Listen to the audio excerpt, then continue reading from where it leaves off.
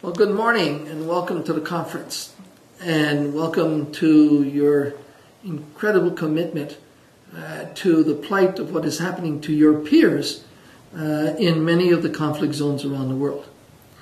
Imagine that we've now entered an era where youth, including also children as young as 8 and 9, are actually considered a choice weapon of war.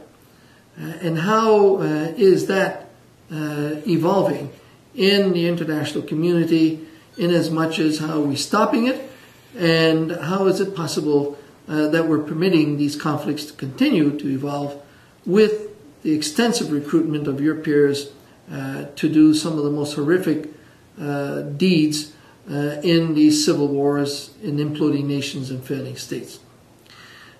There is no more horrific weapon than to actually consider using non-adults to kill, maim, rape, and destroy other human beings. And the accountability that the International Criminal Court is finally bringing into the adults who are doing this recruitment is but a start. Where we're weak, very weak, is not on all the legal dimensions of making it a crime against humanity and the like. Where we're very weak is on the convincing of the authorities in the world that they have got to put a stop to it, that they have got to intervene, and they've got to actually attack the impunity that these adults are doing. And this is where you come in. This is a situation that engages you because it's your peers. This is not an adult exercise amongst adults of which you are victims or your peers are victims. This is where your peers are being forcibly recruited or indoctrinated or in fact lied to the extent where they are sort of induced to participate in ultimately some of the worst crimes against humanity. And this can be stopped, can be eradicated even from the inventory of thought of use of weapons in conflicts by, I think, more the activism of you, their peers.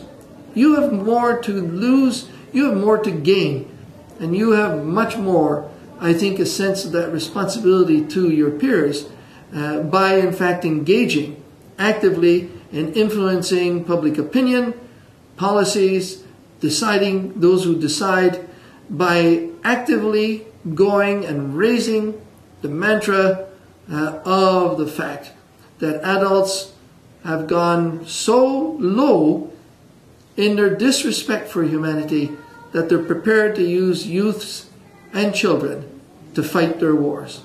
And that should be a humiliating endeavor that they should feel such a sense of guilt and that we could ultimately eradicate it from their even willingness to entertain such an option. You can do that. You can do that because you've got the credibility. They're your peers.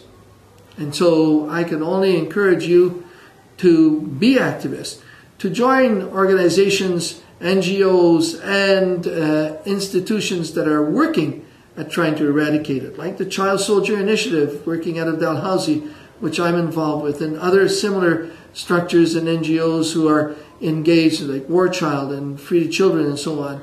And get your boots dirty. Go and see and go and influence and pound on doors and write emails and maximize that social media revolution that you are in fact mastering in order to bring the plight of your peers to the attention of those who have the ability to make decisions and make them decide, force them to decide, to stop using children and youth as their surrogate instruments for conducting war, civil war, mass atrocities, and the abuse of human rights. So go at it, become an activist, and be engaged. And I wish you well today, and work hard. Thank you very much. So CB, here I am finally with Roméo Dallaire. It's great to meet you, sir. Did you learn your skill from George Stropolopoulos? I may have learned some of my skills from the maestro. Very cool. So, Mr. Dallaire, could you tell me a little bit about why you think our Canadian youth should be so concerned with youth elsewhere in the world, these child soldiers? Canadian youth are from the 20% of the have of humanity. I mean, we're a country that masters technology. We've got a strong work ethic. We believe in human rights.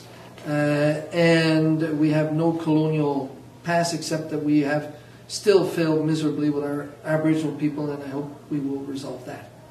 Now, why we should be engaged is because we've become very conscious of the fact that in other countries, mostly developing countries where there are conflicts, civil wars, imploding nations, failing states, is that all of a sudden the adults have decided that a very effective and cheap and expendable weapon system is arming youth, your peers, and younger.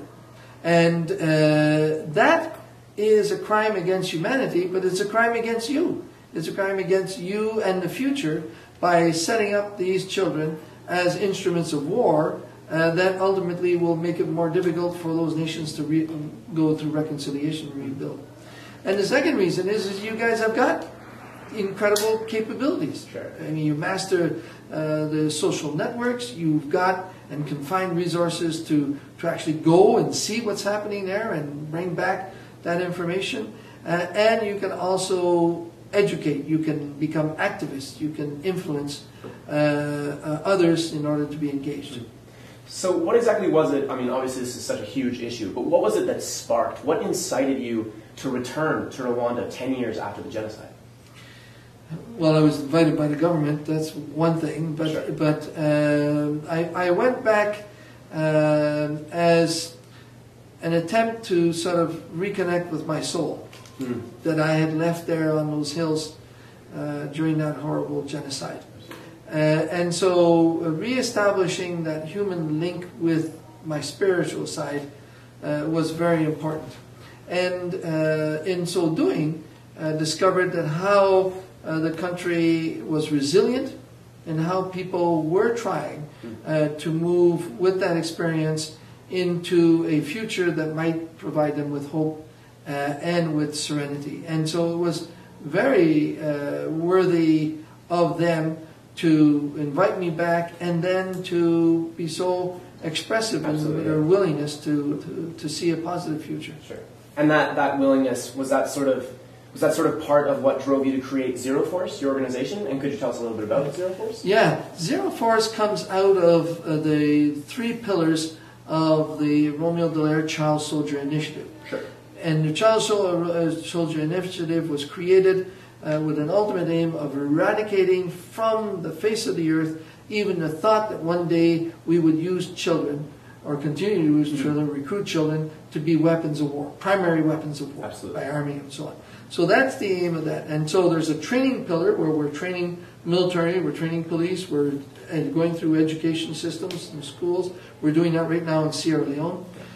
We've been doing it in the Congo. There's a research side where what are the new methods by which we can make those child soldiers a liability to the adults who want to recruit them. So meaning we can stop them from being an effective weapon system without killing them, which is going on right now in Mali as an example. Absolutely. And the third one was advocacy.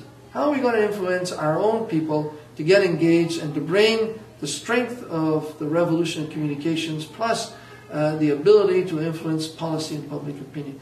And that's where Zero Force came in. But on the Zero Force, what we've done is we've put a stall on it.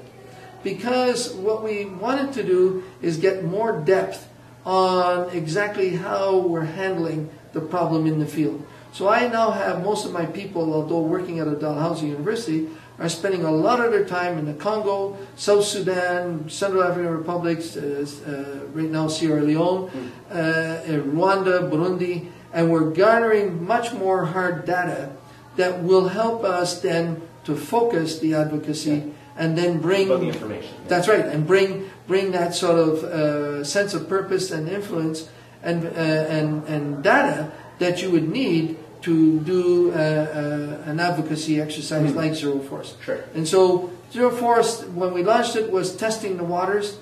Looks like it'll work. Now what we did is we pulled back. We're getting a lot more strength, more depth. Preparing yourself. And then we're going to relaunch. For the final push, sure. And so for that final push, when you do relaunch, how can my fellow students at Colonel By get involved with you? I think that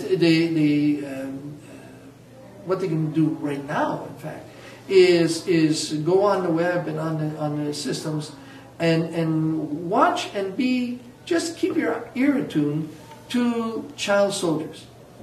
And just listen for it. You know, adults are talking about Mali and they're talking about the Congo and so on.